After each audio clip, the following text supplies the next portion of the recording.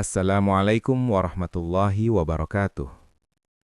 Sahabat seiman yang dirahmati Allah Subhanahu wa Ta'ala, pada kesempatan kali ini, mari kita menyelami sebuah kisah agung tentang salah satu sahabat Nabi Muhammad SAW yang memiliki keteguhan iman luar biasa, keberanian yang menggetarkan, serta kejujuran yang tak tergoyahkan oleh apapun.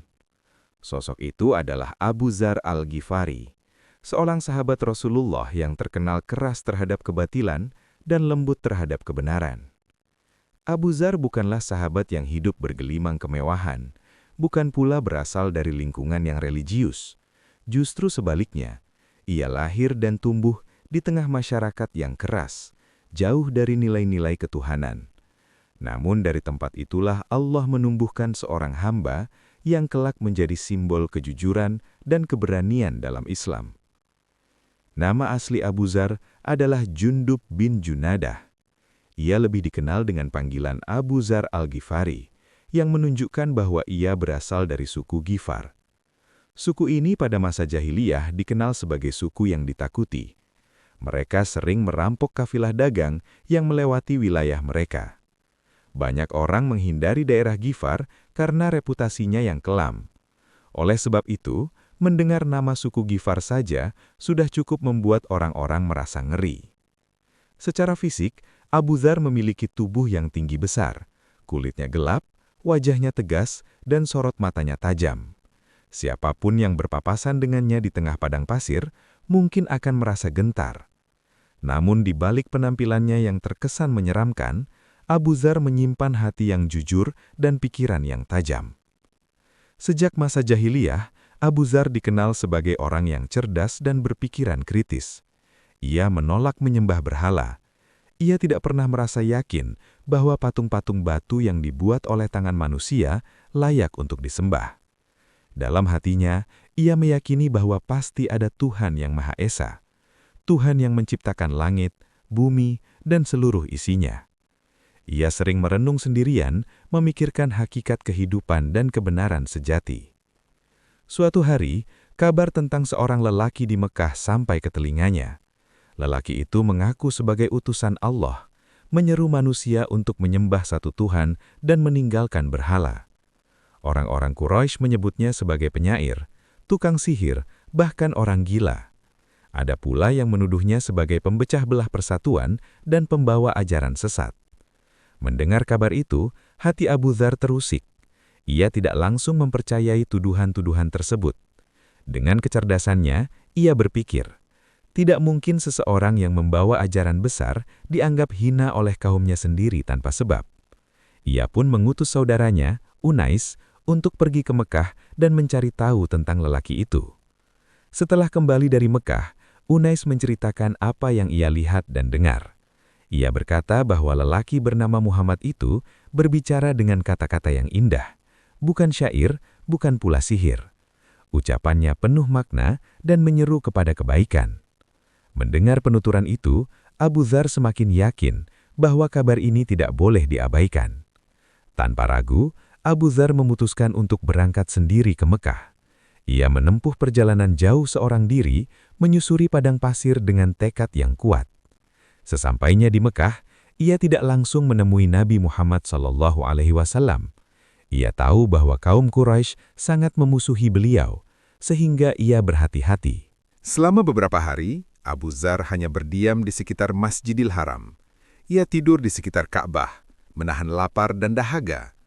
Dalam riwayat disebutkan bahwa selama hampir 30 hari, Abu Dzar hanya bertahan hidup dengan meminum air Zam-Zam. Ajaibnya, ia tetap merasa kuat, sehat dan tidak kelaparan. Air Zam-Zam benar-benar menjadi makanan baginya, sebagaimana sabda Rasulullah bahwa air Zam-Zam tergantung pada niat orang yang meminumnya. Suatu hari, Abu Dzar melihat Nabi Muhammad bersama Abu Bakar As-Siddiq sedang melaksanakan sholat di dekat Ka'bah. Hatinya bergetar. Ia merasa yakin, inilah sosok yang selama ini ia cari. Setelah sholat selesai, Abu Dzar memberanikan diri mendekat dan mengucapkan salam. Rasulullah menjawab salam itu dengan lembut. Beliau lalu bertanya, "Engkau berasal dari mana?" Abu Dzar menjawab, "Aku dari suku Ghifar." Mendengar jawaban itu, Rasulullah meletakkan tangannya di kening beliau, seakan terkejut namun tetap tersenyum. Abu Dzar sempat khawatir. Jangan-jangan Rasulullah tidak menyukai kedatangannya karena asal-usulnya. Namun kekhawatiran itu segera sirna ketika Rasulullah berbicara dengan penuh kasih sayang. Abu Dzar pun menyatakan keimanannya dan mengucapkan 2 kalimat syahadat di hadapan Rasulullah. Pada hari itu, ia resmi menjadi seorang Muslim dan tercatat dalam sejarah sebagai orang kelima yang memeluk Islam. Setelah masuk Islam, Abu Dzar menunjukkan wataknya yang tegas dan berani. Ketika Rasulullah menyarankan agar ia menyembunyikan keislamannya demi keselamatan, Abu Dzar justru berkata, "Wahai Rasulullah, demi Allah yang telah mengutusmu dengan kebenaran, aku akan menyampaikan keimananku ini secara terang-terangan." Ia pun pergi ke depan Ka'bah, tempat orang-orang Quraisy berkumpul. Dengan suara lantang dan penuh keyakinan, Abu Dzar berseru, "Asyhadu an la ilaha illallah wa asyhadu anna Muhammadan Rasulullah." Kalimat tauhid itu menggema di sekitar Ka'bah. Orang-orang Quraisy murka. Tanpa ampun, mereka menyerang Abu Dzar. Ia dipukuli, dilempari batu, ditendang hingga tubuhnya berlumuran darah dan nyaris tewas. Tidak ada yang menolongnya. Beruntung, Abbas bin Abdul Muthalib datang dan memperingatkan kaum Quraisy bahwa Abu Dzar berasal dari suku Ghifar yang jalur dagangnya sering mereka lewati. Jika mereka membunuh Abu Dzar, kafilah Quraisy tidak akan aman. Mendengar itu, mereka akhirnya berhenti memukuli Abu Dzar. Namun keesokan harinya, Abu Dzar kembali melakukan hal yang sama. Ia sekali lagi mengumandangkan syahadat di depan Ka'bah dan kembali dipukuli. Keberaniannya sungguh luar biasa. Setelah itu, Abu Dzar pulang ke kaumnya. Ia mendakwahi ibunya, saudaranya, dan seluruh suku Ghifar. Dengan izin Allah, banyak dari mereka yang memeluk Islam.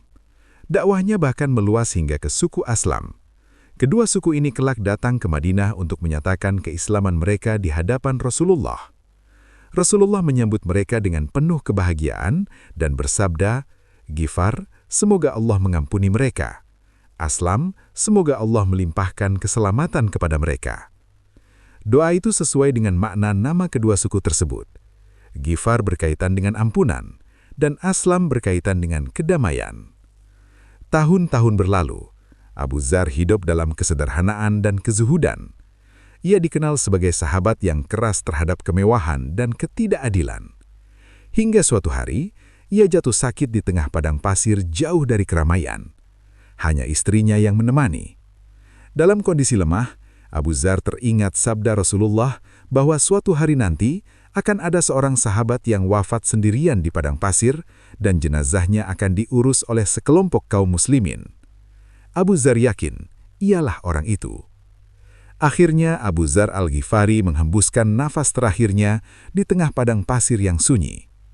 Tidak lama kemudian, lewatlah rombongan kaum muslimin yang di dalamnya terdapat sahabat mulia Abdullah bin Mas'ud. Mereka menemukan jenazah Abu Dzar dan segera mengurusnya dengan penuh hormat, mengkafani, menyolatkan, dan memakamkannya.